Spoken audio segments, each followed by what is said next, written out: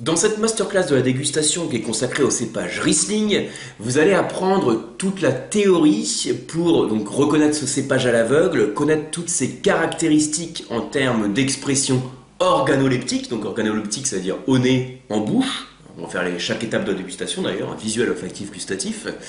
Et on va voir comment ce cépage s'exprime en fonction des différents terroirs, en fonction des différents pays viticoles aussi, on va voir différents pays viticoles, en fonction de son évolution, en fonction de ses styles de vinification. Parce que c'est un cépage qui peut être vinifié en sec, en demi-sec, en moelleux, en liquoreux. Donc en fonction de ce style, on va aussi avoir des expressions différentes à chaque étape de la dégustation. On va parler aussi de son potentiel de garde, des possibilités aussi en termes d'accord mets-vin.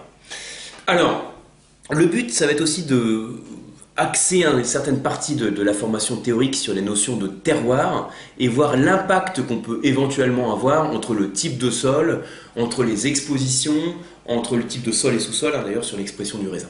Alors la sélection que je vous réserve dans votre coffret de Vinote, vous allez retrouver donc 6 Riesling différents, vous avez compris le principe, sur le masterclass Riesling on a 6 Riesling différents, et on va voyager dans l'ensemble du monde viticole. On va commencer par déguster. Donc, sur le Nouveau Monde, on va aller donc aux États-Unis, dans l'État de Washington. Donc, on est à l'ouest, puisqu'on est sur l'État, pas la ville de Washington, sur l'État de Washington, qui est, alors je vais dire, un grand producteur de vin aux États-Unis. Oui, puisque c'est le deuxième producteur des États-Unis. Ceci dit, ça représente quand même que 6% de la Californie. Voilà.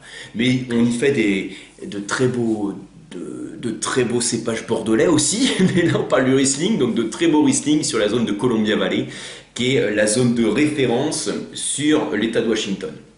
Donc, ensuite, on va rester sur les vignobles du Nouveau Monde, mais on va changer d'hémisphère. On va aller sur la Nouvelle-Zélande, Craggy Range, Te Muna Road Vineyard, donc sur Martinborough, donc dans le sud de l'île du Nord. On va ensuite se rendre dans l'Ancien Monde, on va aller au cœur de la patrie viticole du Riesling, puisqu'on va aller en Allemagne, le plus grand producteur de Riesling au monde. Alors, on ne va pas déguster n'importe quel Riesling, on va être sur Markus Molitor, peut-être que vous connaissez de nom, peut-être que vous avez eu l'occasion de déguster si vous êtes amateur de vin allemand, donc très beau Riesling. Vous verrez donc dans la partie théorique, je parlerai des différents pays viticoles et logiquement en particulier de l'Allemagne. Et je vous présenterai les principaux, entre guillemets, foyers de production des Riesling, qu'on peut vinifier sur différents styles. Donc je vous rappellerai aussi les différents styles de Riesling qu'on peut avoir en Allemagne. Vous connaissez peut-être donc sur les Predicats-Wein, en fonction de la sucrosité qu'on a dans la baie de raisin, on va des cabinets au Trockenbeerenauslese, et également sur les Weinglas, les Eiswein. C'est une petite parenthèse, si vous connaissez le vignoble allemand, comme ça vous fait un petit clin d'œil sur ce dont on va parler. Donc, on va déguster ce vin, et puis ensuite, on va comparer 2 grands crus d'Alsace sur 2 types de terroirs. Alors, ce que je veux faire, c'est vous faire comparer vraiment quelque chose qui est comparable. Donc, on va regarder 2 grands crus du même millésime, on va être sur le 2014. On va déguster le grand cru Witzenberg, Übermetz. Et puis, on va déguster le grand cru Hengst de Joss Meyer. Les 2 sur le millésime 2014. Donc on va être d'abord sur, pour Witzenberg, des roches de type magmatique, du granit. On va être sur des granites, de terroirs de granit, et puis ici des roches sédimentaires, des terroirs de calcaire.